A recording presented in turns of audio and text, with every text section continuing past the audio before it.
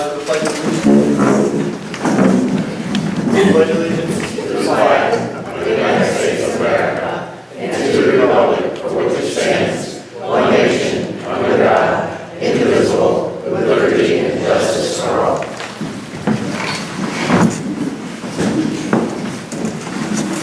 Catch everybody up to speed as to where the Charter Revision Commission sits, because there seems to be some confusion. October of last year, October of 2018, we received a charge from the Board of Selectmen, laying out some of the things they wanted us to look at. Over the last 11 months, we've been meeting monthly, and we also had a public hearing, I think, in November of last year that was robustly attended by 4 total people. And so our task over the last 11 months has been to collect information so we can make informed decisions about the direction of the charter and if changes are necessary, improvements are necessary. Some as simple as technical errors within a document, others far more complex, whether it be extending the Board of Selectmen's term to 4 years, the budget being tied together in terms of yes/no votes. So it varies in scale from incredibly simple to very, very complex. So because of the sparse attendance we've had, not just at our first public hearing, but throughout our sessions, we chose as a committee that it would be best to invite the community back again so we could hear what your suggestions are, not just on the things that we've looked at, but anything of your concern within our charter that can be reviewed and possibly amended or changed to make our community run better. So that's what we're going to do this evening. We're much better attended than the first one, which is a wonderful thing. With that being so, let's try to keep our comments within a 5-minute time frame, just so everybody has an opportunity to speak at the mic, and also just for the sake of committee members, so we can retain and take notes of what was being said. Yes. Why do you have to set a time limit for this amount of people for 5 minutes? Why can't everybody speak their mind? It's not, in my mind, it's not fair to the people. Understood. But the human brain can only take in so much information. And so with us here, you multiply everybody by 5. Excuse me? People want to speak Okay. their mind. It's going to be 5 minutes. Okay. Is there a penalty? Is there a penalty if we speak greater than 5? There is a penalty. It's courtesy. It's called civic courtesy. Well, We're trying to be polite to one another. I just wonder how you enforce the 5-minute rule. I'll just say it's been 5 Well, minutes. you're supposed to someone object and keeps talking. Do you have a time clock there? Hey, here's the thing, guys. If you want to go over, knock yourselves out. All right, thank you. Wrong. Knock yourselves out. You're wrong. Okay. So, having said that, and clearing up any of the confusion that has seemed to be the scuttlebutt of Bethel the last couple of days, let's begin the public hearing. Can I ask a question that the board up here is you're one person spoke. I'd like to know the whole person's up there. I would prefer to move on to the purpose of the meeting, No, I'd like which to is get their, community I'd like to input. get their opinion. They agree all of them. Can you step up to the mic? Yes. David Klein, 9 Elizabeth Street, Bethel, Connecticut. Sorry, what street? 9 Elizabeth Street, Bethel, Connecticut. Let's see if the mic.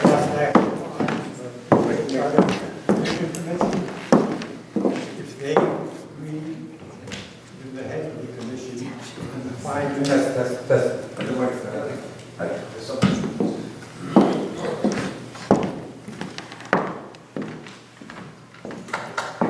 I can hear it. Did everybody hear it?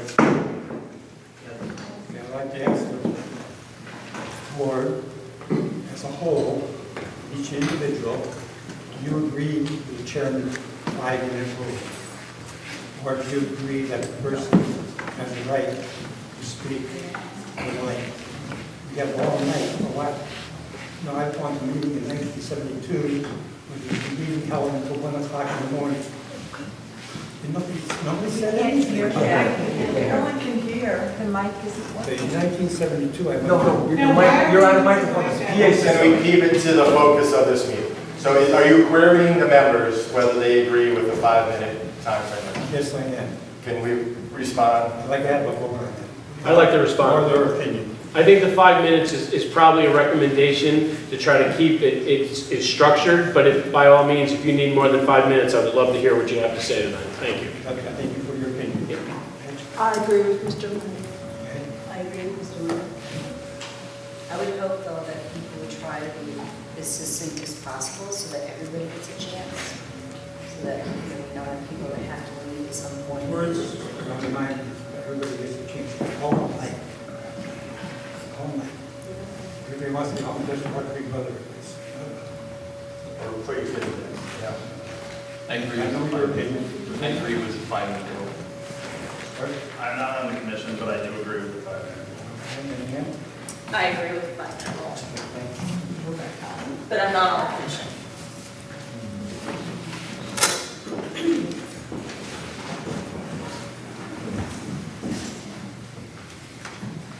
Mic is open.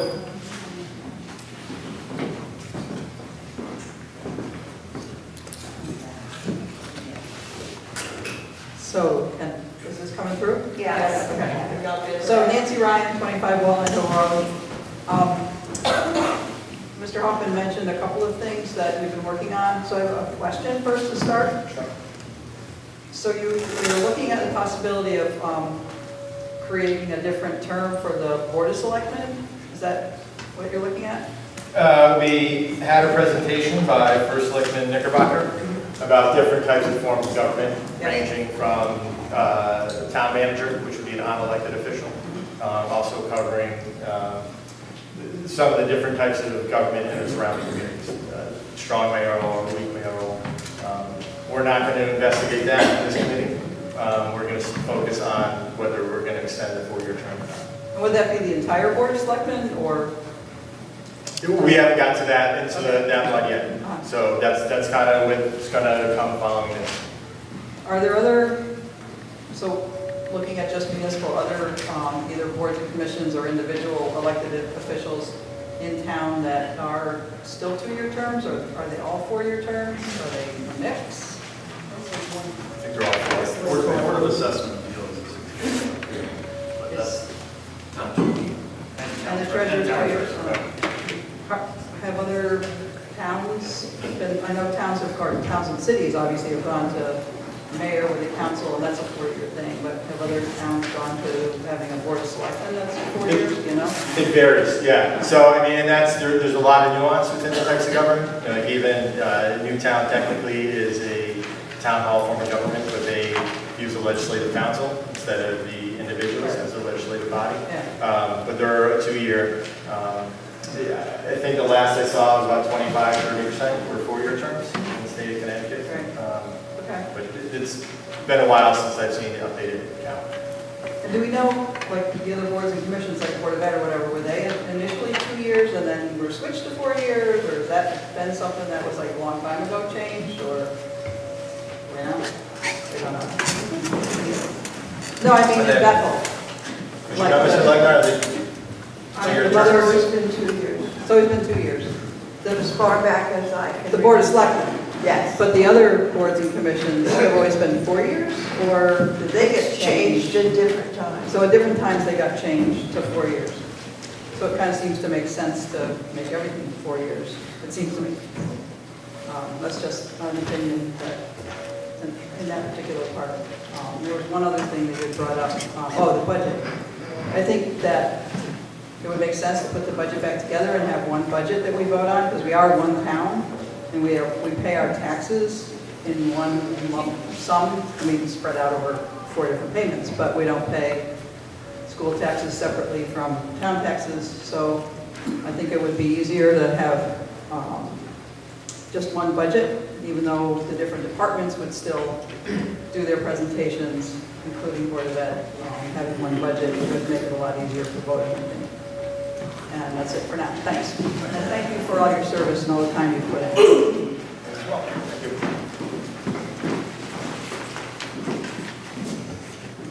Cynthia McCarkindale, 19 Elgin Avenue. So in the spirit of civil discourse, I would like to request that perhaps we should refrain from words like scuttlebutt and confusion, because it seems that if it's only our opinion, so there's no scuttlebutt that I'm aware of. If there's any confusion, I submit that it's because we had a serious lack of information. We're coming to this. I went to every meeting practically, and also looked everywhere for anything I could find. And I was unaware, and here's I do have a question going in, and the question is, I was at the July 10th meeting, so how did a draft of the proposal be in the first selectman's hands on September 4th, where he would make recommendations, or that he would come back and say, I want you to reconsider something? When did you have a meeting to approve a draft proposals to give to the first selectman? We have. Right, so why, I mean, how many times does it go back and forth? Why can't the people see the What go back proposal? and forth?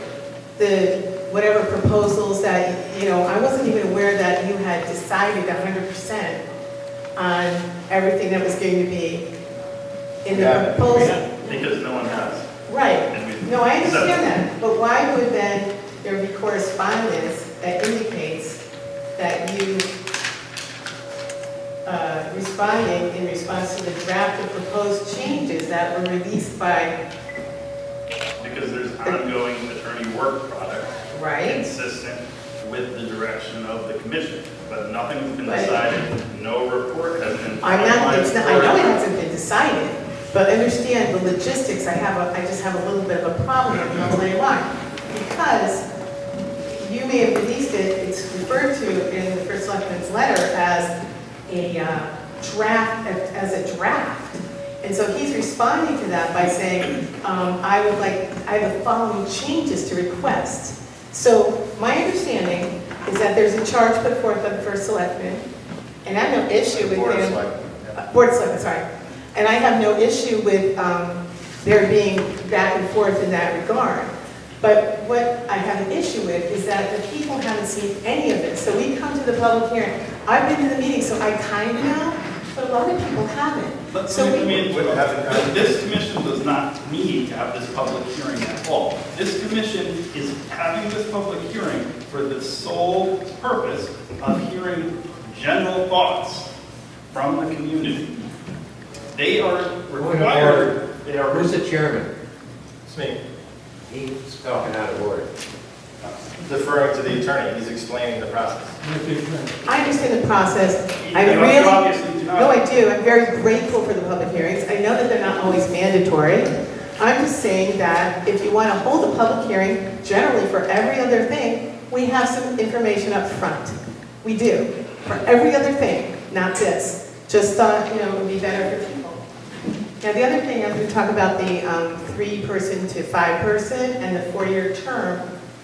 This was defeated 5 years ago at a 58% to 42% margin. It was 2,426 for it and 3,369 after it.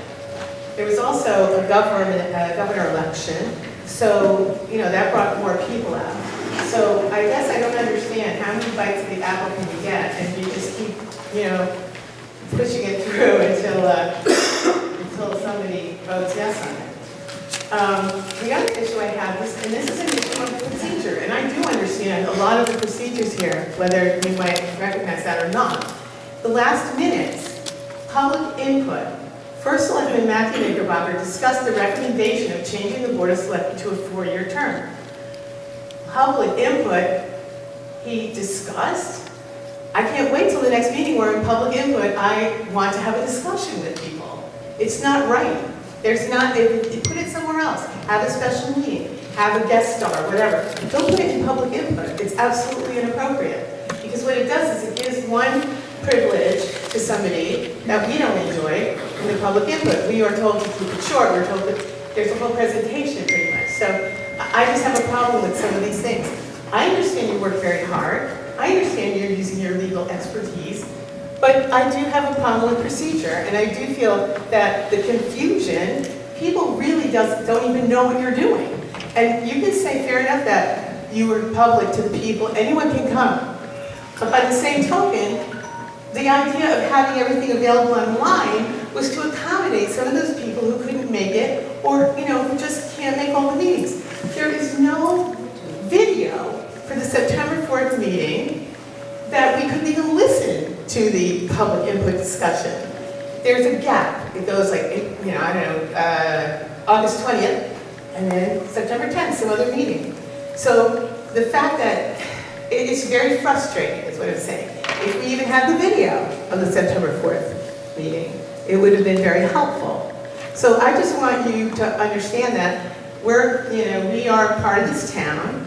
Fair enough, you're having the public hearing for us, but it's a two-way street. You know, we're coming to give you our thoughts and comments kind of blindly because not everybody knows the series of changes that you're proposing. So I made myself clear about the 3-person and the 4-year bundled, by the way, which I have a real problem with bundling, and it was summarily defeated. So I'm not sure why it's back, but that's what I got. Thanks.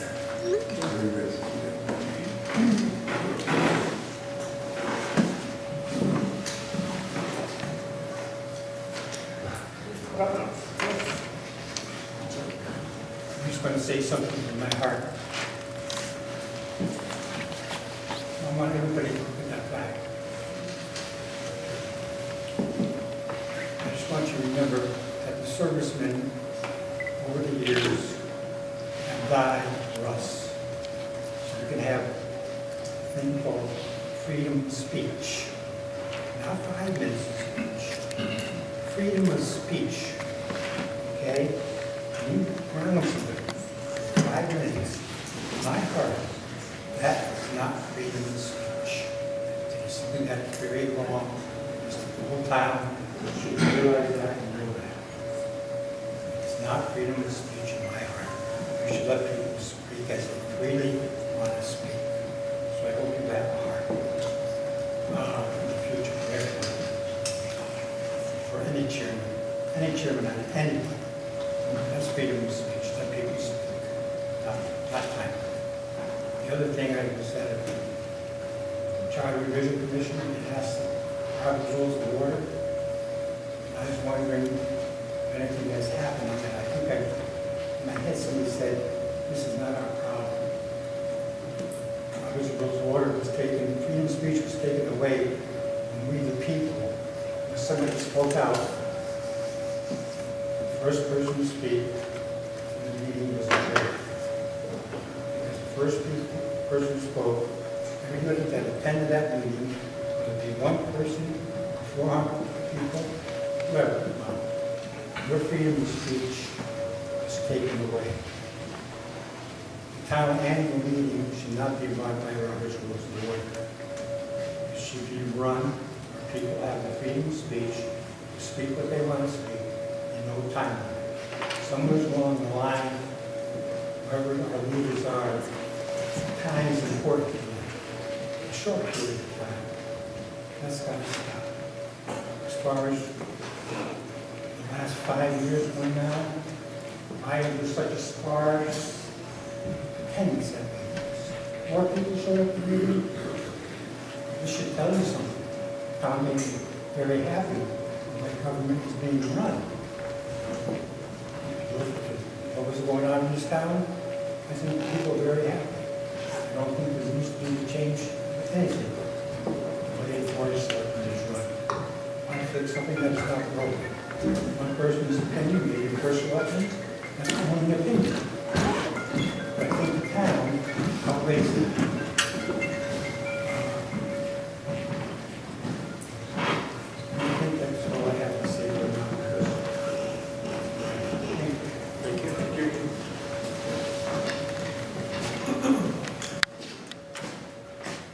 Good evening, folks. My name is Tom O'Leary. We struggle with the address. 10 Nashville Road Extension, unit number 12. It's kind of good. I'd like to thank you, first of all, for serving on the commission. And I especially want to thank you for making the extra effort to hold additional public hearings to hear from the public. You really are to be commended on that. I'd like to offer some comments regarding the 4-year term for the Board of Selectmen. I think you and, of course, the audience might appreciate a short personal history of Bethel governance that puts the 4-year term into context. When I had the good fortune to arrive in Bethel in 1965, the first selectman was part-time. The tax collector was elected. The treasurer performed duties now done by the controller. There was no charter. Connecticut state statutes dictated the rules. And just as an aside, if you want to read Bethel history, there was a village of Bethel, which was part of the town of Bethel, with its own tax structure, governed by Bethel Board of Selectmen in a dual role acting as commissioners of the village. I mention that because there's been many changes in the makeup of the town government which have happened and will continue to happen. Many additional boards and commissions have come into being. In some, the terms are eternal, such as the Bethel Golf Authority. Look it up. A more recent practical example is changing the term of the town clerk from 2 years to 4 years. So we come to the latest potential change, namely a 4-year term for the Board of Selectmen. And I emphasize the Board of Selectmen. First, because it's being miscast as a 4-year term for the first selectman. And second, it wouldn't work if it weren't for the entire board. I'm sure you all know that under our present rules, the losing candidate for first selectman is then recounted in the pool for selectmen. So it has to be all 4 people for its election, but I'm sure you're considering that. So I just want to repeat it again so everyone hears it. It is a request to consider a 4-year term for the Board of Selectmen. I also assume that all members of the current Board of Selectmen are in favor of this, or you wouldn't even have that request. If they are, that fact should be publicized, again to counter the negative publicity that this is an end run on the part of one party for one person. So, please consider, so count me in as being in favor of a 4-year term for the Board of Selectmen, depending how you implement it. You must do a lot of work to make sure you synchronize it, but when you start it, you synchronize it with other officers like the town clerk when their term expires, so you don't have overlap, et cetera, et cetera. And I'd like to leave you with a little additional work. Please consider adding the treasurer and the registrars as well. They are 2-year terms. There's no reason they couldn't be 4. I think that, again, the same reasons for having the Board of Selectmen for 4 would fit for them as well. In fact, look at all the elected boards and commissions. If there's not a reason that keeps them from being a 4-year term, then add them as well. And I heard the attorney mention the Board of Assessment Appeals. I'm using as an example, why should the Board of Assessment Appeals be only 2 years? And I can tell you from public experience, after having served on that for 2 different times, if any board needs to be 4 years for the learning curve and to learn, the more they learn, the better they serve the people that are asking for it. That definitely should be a 4-year term as well. Thank you for your attention.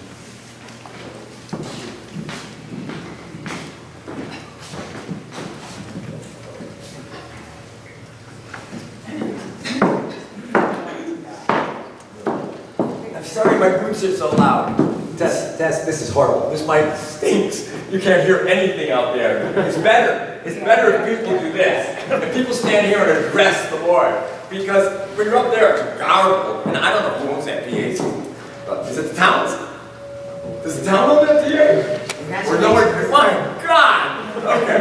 All right. So, publicity. I've been around since your mother-in-law was on the charter revision of 1989. That was a big one. The election meeting was 27 and a half Liquid Avenue. I'm sorry. I'm sorry for my enthusiasm, but I've been through at least 6 charter revision commissions, maybe 5. But we've always had a public hearing at the beginning of the charter revision.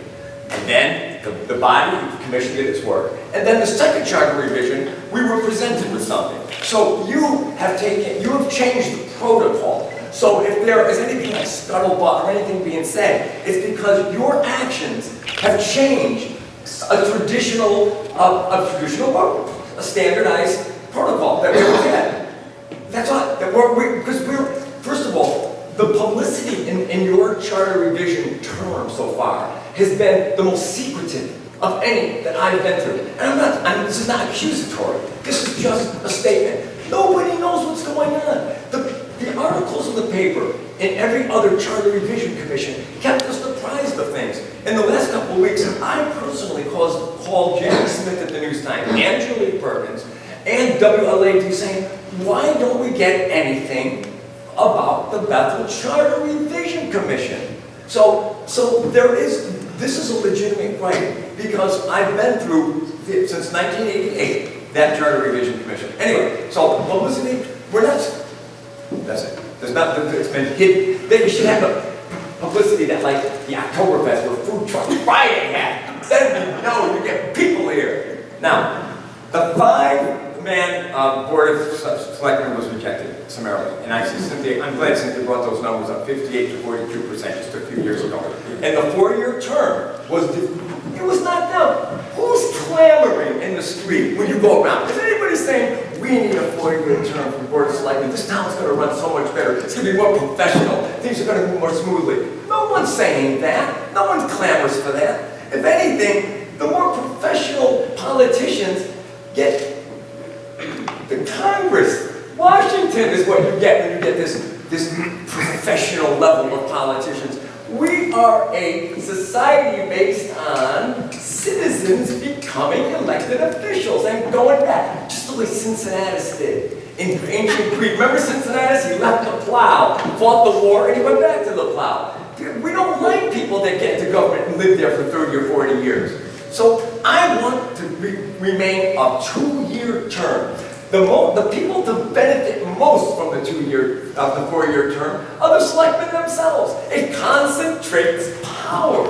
And if you look at the last Charter Revision Commission, it was intent on limiting the power of what? The Board of Finance. The Board of Finance was attacked in the last Charter Revision go-around. And I remember when dearly departed Larry Craven sat here and he stood up at this meeting and he said, the Board of Finance is inserting itself into the Board of Education in the budget process. We would have lost the ability of the Board of Finance to make line-item revisions to rejected budgets. And we had Bill Kingston support it. The chairman of the Board of Finance is supporting limiting his power and concentrating more power on the Board of Selectmen. I don't want to further concentrate any of power. Checks and balances is the only reason that this country has made it. Thank God we have checks and balances. 2-year term, no professional career politicians. You can go back every 2 years, and you know what? You can call it voter suppression. We're used to voting every 2 years. You want to take away every 2 years we get to vote? You don't want that. Voter suppression. No. So, the moving up of the threshold for a referendum, because referendums are so expensive when you get a chance to vote on stuff, especially the 2 million from the 1 million. I was publicly pilloried the night of the vote on the Frank Clark property. What was it? $999,000.50. Bill Hillman's there saying, this is really over $1 million when you look at the costs and everything. That was slid under the $1 million threshold. And we voted at the town meeting, and I was the lone voice that said no, and got killed in the newspaper. I don't want to give this governor of Bethel more freedom to spend. We don't want to give Washington more freedom to spend. We don't want to give Connecticut, my God, I want to give Vermont more money, there's more freedom to spend. And I don't want Bethel government to have more freedom to spend money without oversight of the citizenry. and if you say it's too expensive, well, look at, are primaries expensive? Look at the low turnout when you have primaries, but you realize the value of the primary. The cost of the primary is exorbitant among if you look at the price per vote, but the value of a primary makes you happy. All right, date of the town meeting. Did you see what happened last year? The the publication of the warning was late. It was in violation of the charter. It's too rushed. The board, and Cindy McCormick was the only member of the Board of Finance that's lived in the first week of May charter town meeting and the first week in April town meeting. And she can attest to how rushed this is. You got bad snow days, you have all this stuff, and then you get this right. We gotta get the budget, we gotta get the budget through. And then, even with all this rushing, the publication in the paper was in violation of the charter. Now, if you ever miss a date, a legal date for something, anybody in this room, you get killed. But our town attorney just said, oh, there's a Latin word. De minimis. It's a little thing. It's a little thing. And twice in this Knickerbocker administration, the town meeting was presenting budgets with no revenue in them. This is awful stuff. But when the government does it, it accepts itself for any punishment. If we had done something like that, as individuals, we would get killed. So I'm for moving the date of the town meeting back to May. I think it's much better on the board, the members of the Board of Finance. There's less rush.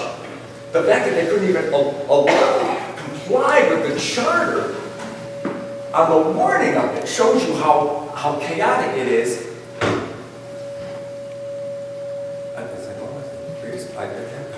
I'm trying to stay. See, I sang The End by the Doors years ago, and it was a 6-minute long song. So I'm trying to judge it against where am I in that song to comply with 5 minutes. Carlos is there.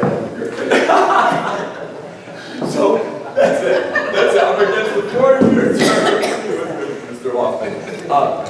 Yeah, I don't like any of this. The publicity's been horrible. Yeah, I'm done. Thank you so much for your kindness.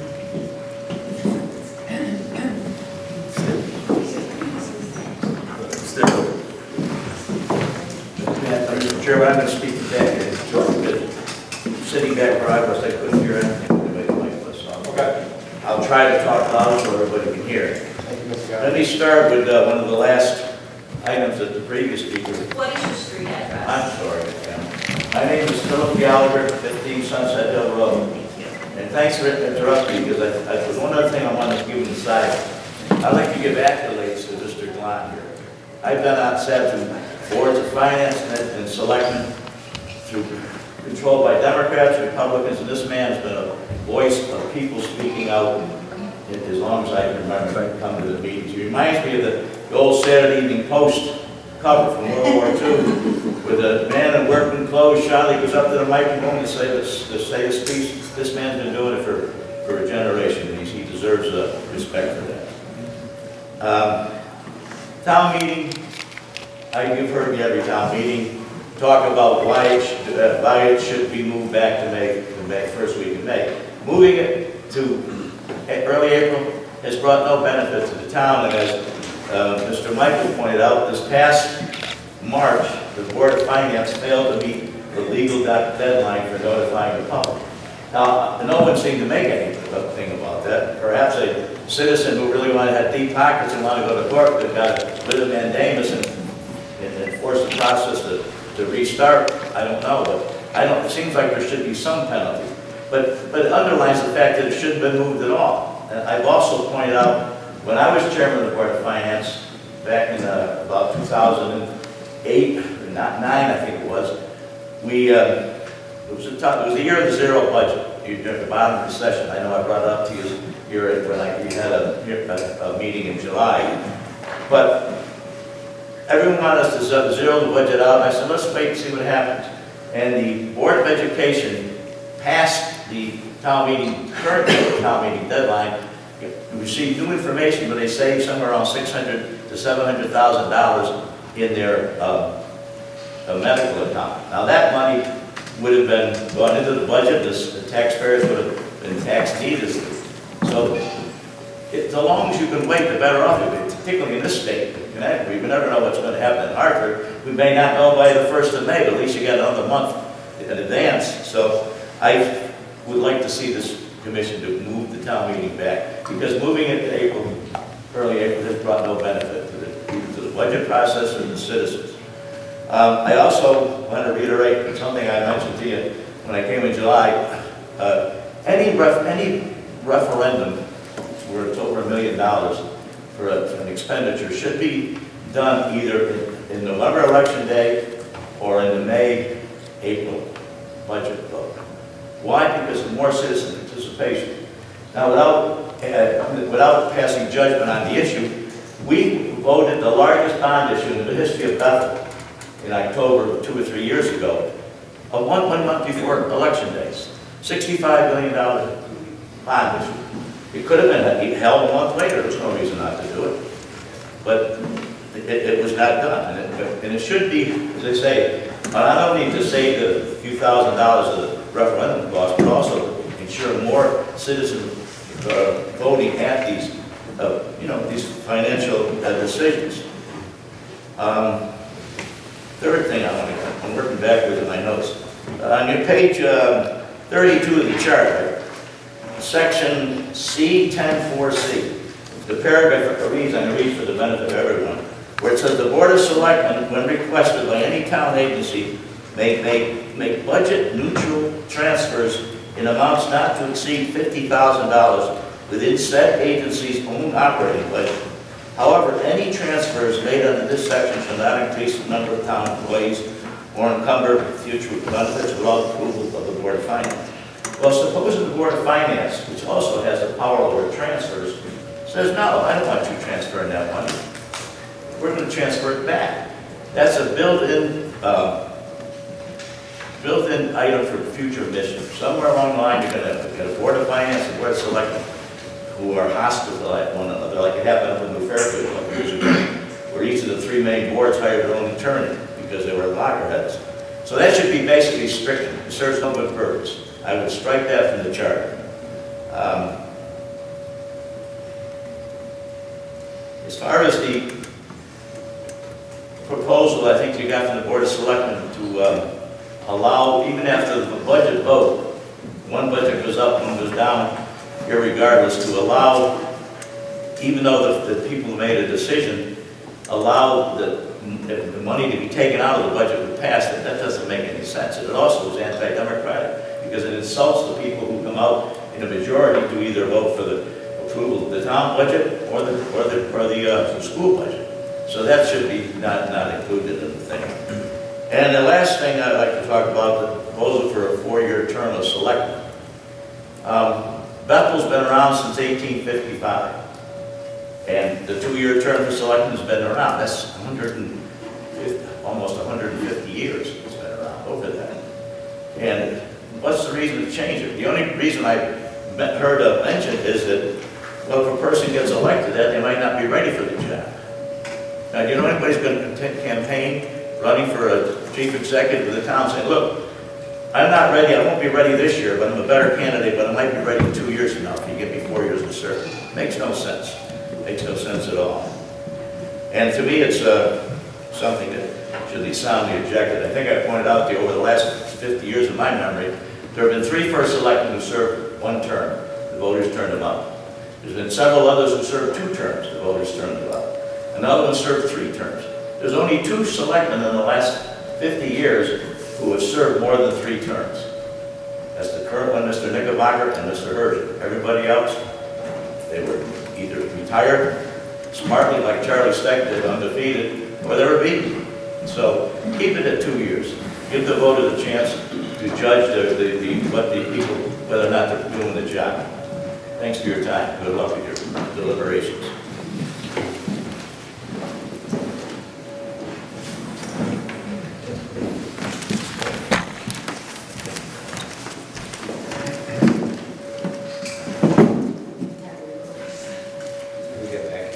You squeeze the pen right under them, very careful. This is horrible. It's better to speak back here. Can everybody hear me? Horrible. It was better to use control. I can try to turn it up. It's the EQ. It's muddy. It's very muddy. It's not the volume so much as the. Okay, I can speak loud. My name is Paula Antolini, David Jacobs Lane. I'm just going to make a quick comment about the extension of the BOS term. I don't think it should be extended for the sheer reason that so many things happen in 2 years that you need to give your people a chance to review the board. And if they've done a good job, they have nothing to worry about. But you have to give the people that choice. 4 years is a long time. Just think about all the things that commissions and committees handle throughout the year, each, along with news stories. It's a lot of things. So you need to really consider people when you're making any of your rules. The rest I'm going to talk about has to do with communication, which is what I'm into. Whether or not you handle the things I'm going to mention, just take them into consideration for maybe some rules that pertain to what I'm going to say. The website, town website, it needs to be better. And I'll mainly talk about meetings because that's the way the public finds out about things. I find that there are meetings listed on the front page, but it's not all the meetings for a particular day. And that's sort of misleading because people go there, they see, oh, these are the meetings, and they don't know to look other places. So that's a problem. There has to be a main place. Front page is a good place. It's every day so that people know what's happening when. Meeting agendas and notices. Big problem that I've experienced, and I'm sure others have too. Where it is required to be posted to get the information to the people right now is the bulletin board in the lobby. The lobby is not open all 24 hours before a meeting. Plus the fact that it's antiquated. You need to incorporate into any rule you make the present technology. You have to refer to the present technology. In other words, not just posts in newspapers and maybe on the website. You have to refer to everything that anyone does and the way people work nowadays. The laws are kind of behind that. But this business of posting it on the bulletin board really has to stop. And the time frame is a problem. 24 hours ahead is not enough.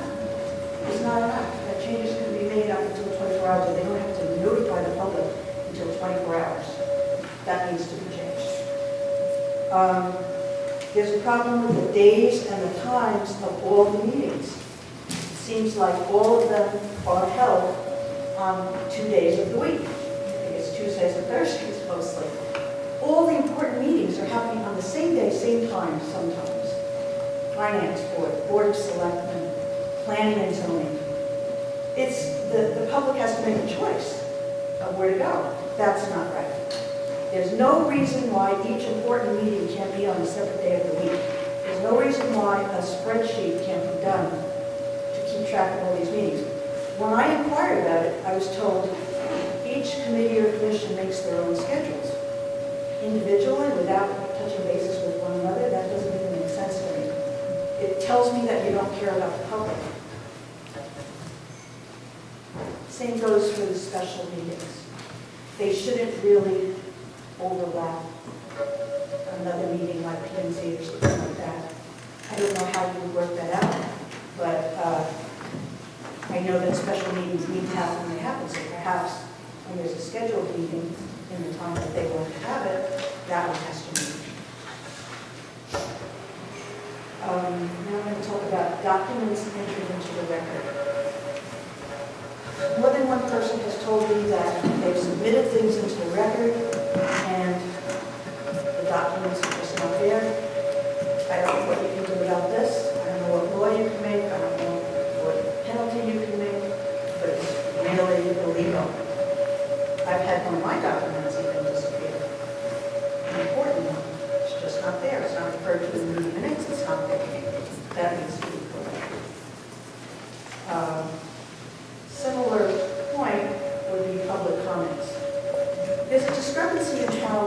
commissions and committees handle public comments in the meeting minutes. I was told again that it goes according to what the committee or commission decides they want recorded. For instance, you can just record a person's name, you know, in the address. Or you can record a person's name and address and what they said. Basically, I realize you can't have every word, but I think you could summarize, even by me talking right now, what my main points are. You can't just pick and choose one point at will and then just that. It really changes the whole meaning of what the person said. So we need more accurate recording, and it's very important, I can't stress this enough, that the comments of people are recorded. Because when I look at a meeting minutes and I see only everything the commissioner or committee did, and only names of those who spoke, how am I supposed to know what happened? So that has to be changed.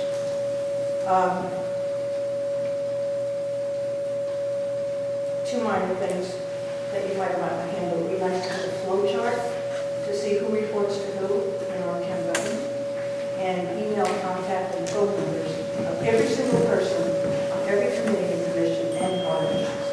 That's all I need to say.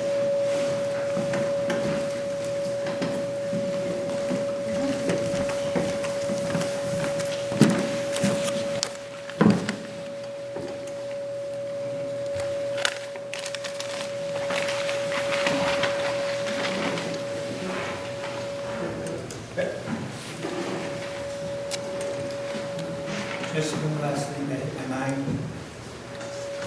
having meetings off town property? That means you can have a meeting in somebody's house. Those people then, not people with public input to attend that meeting. This town hall is the public meeting place. And over the years, since it's been here at high school, it's the only place meetings are held. And it's only, I think the only insurance is going to be people that turn meetings. So if you're going to have meetings, this is the home.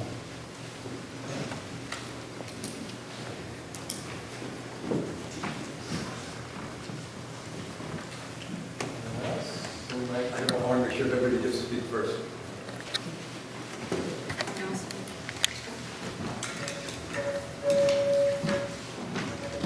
Cindy McGuire, 34 Redwood Drive.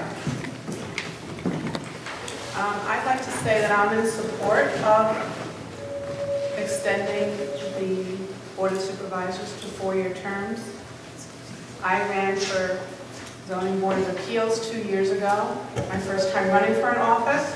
At the time, I didn't realize it was a 4-year job. I said, oh, let's just be a 2-year job. So now I'm on it 2 years. I feel like I'm just getting started. There is a learning curve with any new position, and it totally makes sense to have the Board of Supervisors to have the same term as all the other boards in our town. If it's true that over time, most of our Board of Selectmen and women were elected for more than two years, they were re-elected, I think that says how the town feels. The town in general feels like most of our officials have done a good job and would do that for a minimum of 4 years. It does concern me when we're always in election mode, the amount of money that's spent, and we talk often about how people don't show up to vote. Well, maybe that's because we're running too many elections. I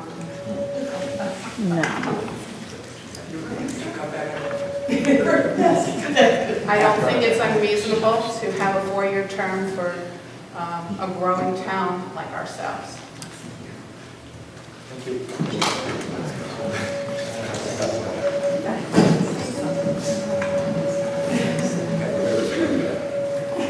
Joan Gary Bradley, 66 Ridgedale Road. I'll use my teacher voice. I'd like to speak in favor of leaving the budget process the way it is. years ago, Charter Revision Commission did craft separating the two parts of the budget. They worked very diligently to do that, and with the purpose of informing the voter as to where money is being spent, and also informing the Board of Finance as to where the voter likes to have the money spent. Consequently, I think it's worked well. And if one part of the budget goes down, redo it, present it to the voters, and let them make a decision again. One thing you might be able to eliminate is too high, too low. I'm not even sure that has a purpose anymore. So I'd love to see the budget process remain the way it is. Thank you for your time.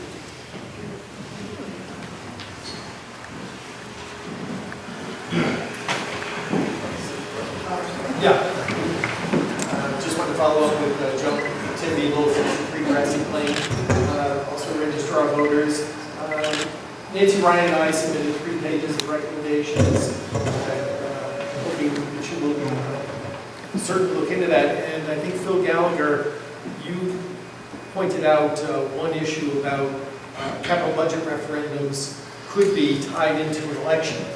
Nancy and I have proposed some changes that would allow that to happen. Currently, the way the charter is written, it can't happen because our charter gives a time frame, a very short time frame from the time that the public hearing is held to when you hold the machine vote. So again, and I also submitted personal recommendations as well. With regard to the 4-year term for the registrar of voters, I would not be interested in that. My guess is Nancy wouldn't be interested in it. But the registrar of voters is a big commitment. It's a commitment of the person who's in office. I think if 2 years ago it was a 4-year term, I don't think I would have run. I would, think about the average age of the people that run for registrar of voters. Mary and the 2 Marys, Mary O'Leary and Mary Linkard, retired a few years ago. If they were facing a 4-year term, probably 2 years before that, they would have gone for, again, a 4-year commitment. I think people who run for these seats believe in the term commitment and they don't want to step out after 2 years. But I don't think it's necessary at all. And I don't think we've got a real problem with trying to get someone to run because they're not offered a 4-year term. With regard to the 4-year term for the Board of Selectmen, 5 years ago there was a decision made, and with an election where we probably had a 55% turnout. And it was a substantial difference. There was almost 1,000 more votes against that charter revision provision than were in favor of it. And so I just ask that you respect the voters and their decision and not go back to them every time there's another charter revision and asking them the same question. Thank you. Thank you.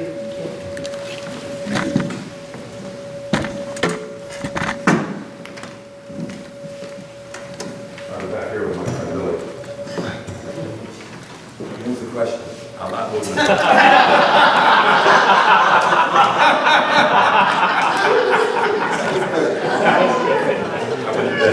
I do it to you, I wouldn't do it to you. Okay. I was one of the 4 people who came to the Mr. Legnard, what's your address? 11 Evergreen Drive. I was one of the 4 people who came to the first meeting. And I haven't changed my mind on most of the issues. I still am in favor of splitting the budget the way it's split. And if once it passes, work on the other half of the budget. I'm not in favor of the 4-year term. It works out well if you get a good guy in there, it works out bad if you get a bad guy. So I would keep it the way it is. I don't think we need a 5-member board. That just complicates things. And I also am in favor of allowing people to hold meetings other than in town hall. There are situations where that works out in favor of the town. One of them is the police department. There's been times at police commission hearings where they had to postpone things or put things on hold till the next meeting so they could get to the police department and get the information that they needed at that meeting. It happens all the time down in planning and zoning. We're holding a public hearing and we need to go across the hall and make a copy. We need to go across the hall and do things. When the police commission meets here at night, they can't do that. They can't run out and get the file. They can't go across the hall and make a copy. So I think there are situations where that works. I'd also be in favor of appointing a conservation commission in the new charter that will look after the properties that we've conserved and reserved to the open space. That's something that needs to be done. People donate land based on how well you conserve it and how well you have it locked up. So I think that makes sense to do that there. And I will leave the date of the referendum where it is. Thank you. Sorry. Any time I have left, I'll give the date. Hi, Brad Fulton, one Fairfield Drive. I just want to point out a couple things. I'm going to shock Paula. I definitely agree about meeting notices in terms of agendas. 24 hours is really tough to cover it, and having multiple important meetings at the same time is difficult to cover. Some of them being recorded and some of them not being recorded makes it difficult to go back to the record, both as someone's trying to report on things that are going on in town and also just as a citizen of the town. So I would ask that perhaps you consider looking at that. I do have a question. Have you folks given any consideration to looking at the number of citizens that form a quorum for things like our special town meetings? What is the number? A special town meeting? If we're going to have, if we're going to have Plus one, right? I mean, is it? Yeah. So some communities have a minute in order for it to actually take effect. That would be something that we might want to consider. I would also ask that you consider publishing a document with the remainder of your process when you'll be releasing certain things so that folks who come to a meeting like this can understand where in the process that is and what things have progressed that you're considering, so that will give us a little more focus to give you input in terms of the things that maybe risen higher or things that you've set aside and we don't need to worry about it because you've already determined the things that we agree need to be set aside. So I would just ask that you publish some kind of a document outlining the remainder of the process for this incredibly important thing that you're doing. And again, I'm going to echo the voices of many people. Thank you very much for all the work that folks are doing. Thank you.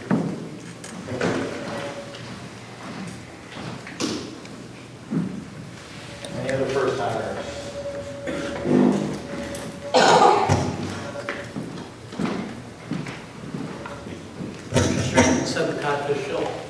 I'm also a selectman, but I'm going to be speaking on as a private citizen of the town. I believe the 4 years for the Board of Selectmen is an up-and-coming thing that we should be looking at. The town is growing so much, there's a lot going on. If you don't want to consider the 4 years, maybe you should go back and look at all the other boards, the school board, the planning and zoning board. Those are all 4 years. I mean, you say if you get a bad person, you can remove them after 2 years. But what if you get a bad person on those other boards? You have no recourse of those people. So, either it should be across the board 4-year terms for the Board of Selectmen, treasurer, and any other positions that are 2 years. And we need to look up, that we're up and coming, we're growing, we're almost up to 20,000 residents in town. There's a lot going on. I'm going to speak about the date of the budget. I would like personally to see it move back to May. That's my personal opinion. I think it gives us a little more time. And if we run into a situation where the tax official has to send out supplementary bills, so be it, I think at the time up front would be better, certainly. I don't know where people are talking about the 5-man board. That was never presented to the commission to look at. So there is no 5-man board that you're supposed to be looking at. It was the 4 years. And I think there was one other thing. Thank you.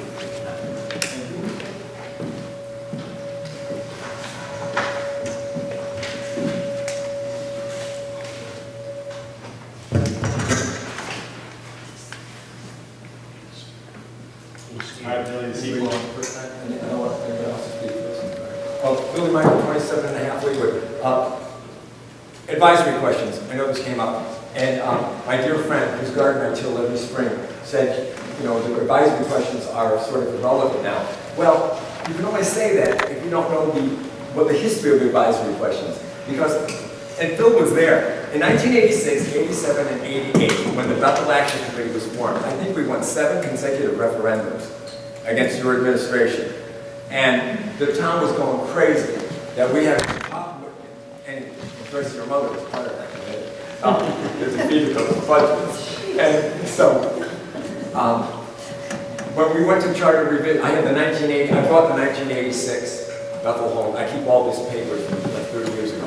So I had the 1986 charter article about charter revision. And the then head of the Board of Finance said to Bob Brush, well, if the budget's rejected, how do we know if the people want a lower budget? Of course, Bob Brush is in disbelief. Like, said, people vote no because it's too low.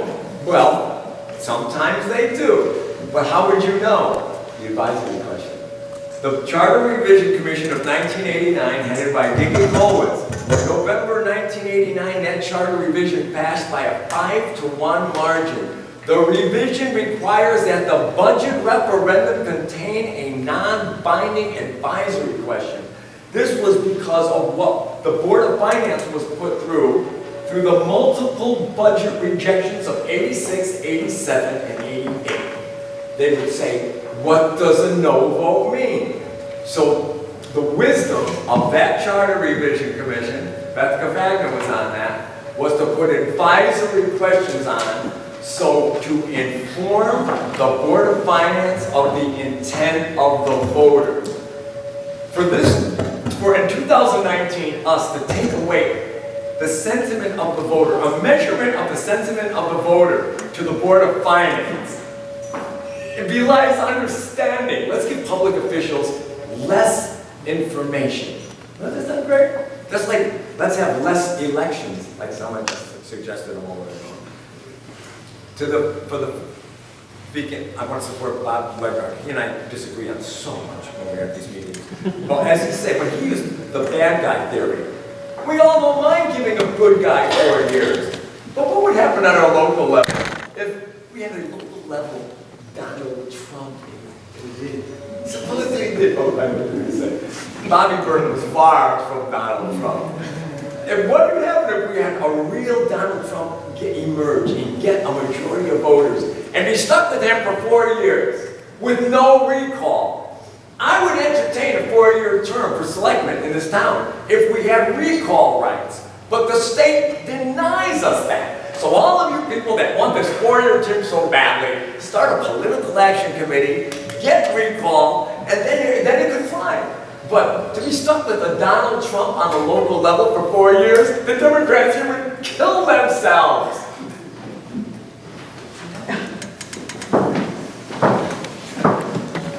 Still something to work out. This went into my mind, and it's something that's been bothering me for a while, and when Billy talked about the 13 days rather than 14 days that's required, and that's in our charter, and I believe in the Connecticut statute. So something that's very puzzling to me is, in terms of violations of that, when the attorney ruled it a de minimis infraction, we have no method of redress because who do we say? You know, we go to our town attorney. He says it's a de minimis violation. Okay, well, I guess that's that. So it almost begs the question, why do we have a charter? Because there is no way to hold anyone accountable. Because, for example, and I've had this a few times where something I thought was borderline an ethics question. Well, how do I do that? Well, I file a complaint. Who does the complaint have to be approved by? The Board of Selectmen. I have to go through the town attorney to get information about it, and then I have to, it goes, before it even goes to the commission, the Ethics Commission. So I think we need to consider something in the charter that allows for accountability, because it's almost like, it's no problem, you want to do this, you want to, no problem. No one ever is held accountable for anything. And I say that confidently, having been here for over 30 years.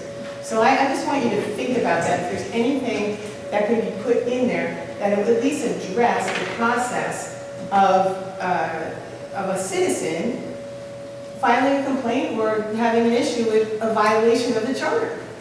Thank you.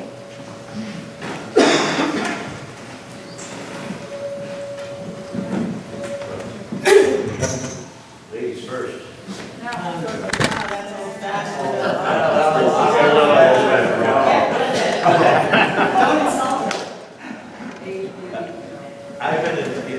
I was in town government for 28 years, different things. As I pointed out, I took the oath of office 11 times. There was a couple other times I wanted to take it, but the voters had different ideas. But over the course of those 28 years, I've seen a sea change in terms of what the information the public gets. I remember when there were reporters from the Danbury paper and whatever the local Bethel News, Bethel paper, were they covered and not only did they tell you when they were on the meeting, but if someone got up at public input, they would quote them in the paper.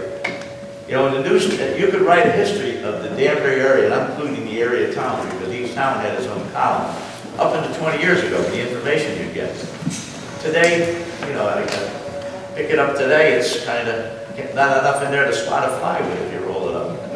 It's just a shame. I guess that's the nature of the thing. But the Danbury paper had an article in there today which kind of, in a way, indicted themselves, because they had an article, I think on page 3, about a treasure trove of old newspapers that showed up, going back into the 1880s. And they marveled on how much information was carried in these old newspapers and what went on. Yet they carried nothing. You know, what's in Bethel? That's something, you know, something bad happens in Bethel or something spectacular. You don't get it in the paper. So what I'm trying to try is, it would be nice if the minutes had more than just the bare minimum in there. Had something in there, not only the motions, some of the discussion, and what the people had to say. Like Mr. Glan, who goes to a lot of meetings, what they had to say. Because I've gone online to, you know, not only with your committee, but others to see what, because I can't, get out to all the meetings yet to see what's going on, and there's very limited information. Another point with the, I don't know if you were charged with it, but the fact that the budget has to be published in a paper of a certain amount of circulation, I believe. Now, we have a new paper, and it looks like it's developing in a paper, and it reminds me of the old 19th century Danbury News Times. It's a 4-page thing and the advertisements are on the front page, which pays for it. Now, whether that would qualify, I don't know, but certainly I see it all over town, and it's making an effort, I think, to become a regular newspaper, and I encourage that. And one last point on why the Board of Selectmen is singled out to have a 2-year term. Because they are the center of attention. They are the policy-making board of the town. Board of Ed has a distinct function. Planning and Zoning has a distinct function. Other boards have it. The Board of Selectmen, they reflect what's going on all over the town. Good or bad, they're going to be blamed for it. So people always in Bethel, they want to have accountability and get a chance to be either rewarded with another term or turn them out after 2 years. So I just wanted to say that.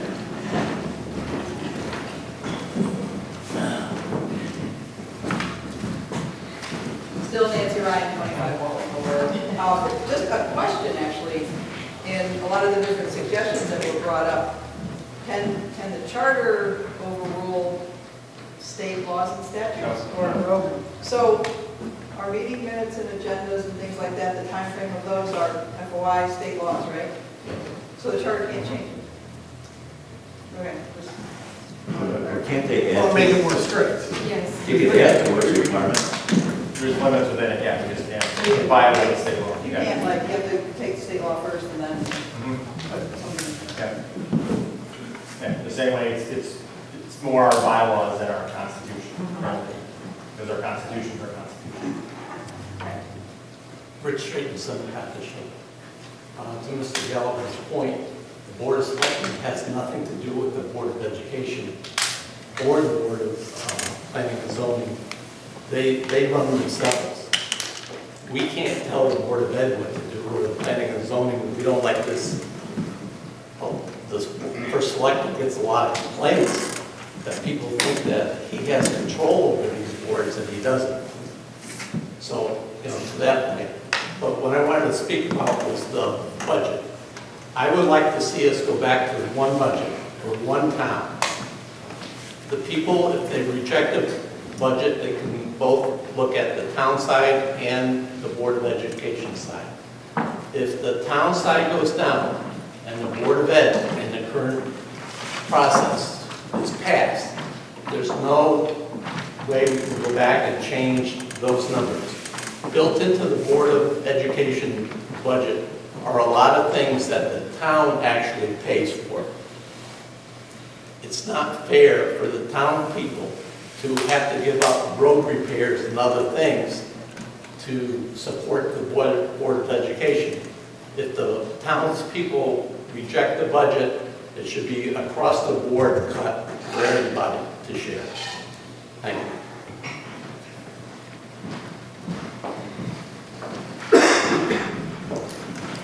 Good evening.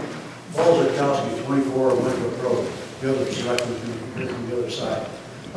Tonight, I'd like to talk to you about two things in particular. One is, I'm sure I've discussed this before, this is my approach relative to new building projects.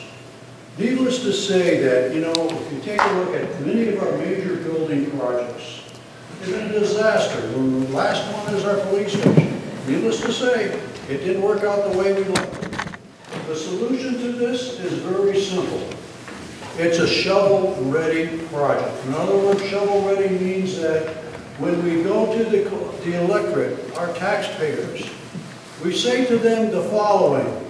Let's use this police station as an example. It's going to cost you $3 million to give you a complete set of plans. If the electorate decides to say no, then it's a dead issue. If they say yes, for that $3 million, we get a complete set of plans, complete construction. If you take a look at all of our major projects in the past, given a disaster with the exception of one school, which was Berry School, Rich and I sat on that. We monitored every dollar that there was. It was the only project that came in ahead of schedule as well under budget. But we've got to start thinking this way, because what we're doing right now is backwards. So a shovel-ready project is the way I think this town should go, relative to any major capital project for a building. My other issue, I'm totally opposed to what Rich said earlier here. Many years ago, we had the Charter Revision Commission, which we divided the budget. And the reason for that was the school people put up their budget, the town side put up their budget. I understand the argument that the town pays for some of the things, such as, I'll give you the example, insurance for the building. If that's the issue, it's an accounting thing. Just move it over, okay, to education. If you go along with the thinking is if one budget fails, everything fails, you've overridden your vote and my vote. This is wrong. This is not democracy. So the idea is, I'd like to keep things as is. If there is an accounting issue, change the accounting. That's very simple. That's it. Thank you. Thank you.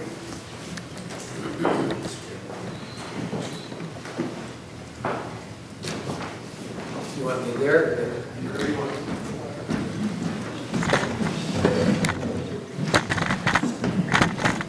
I'll speak from back here. Matt McBride, Boyle Drive, speaking as a citizen tonight, not as first selectman.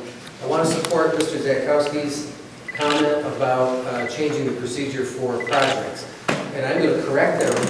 The Berry project was relatively problem-free, but it also was compromised because of unknown costs that you cannot predict. And the compromise in the Berry school, and it's very minor, most people won't know about it, the gym had to be shrunk.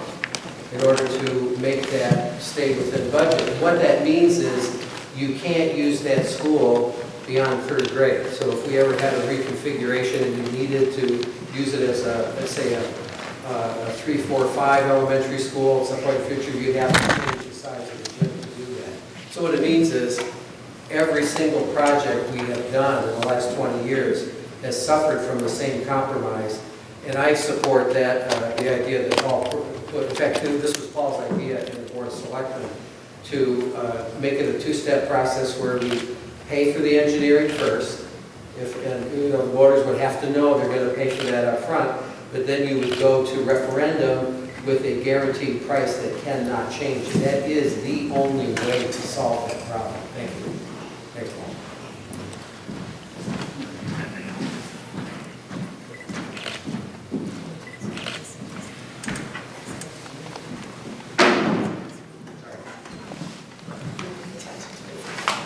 Anybody,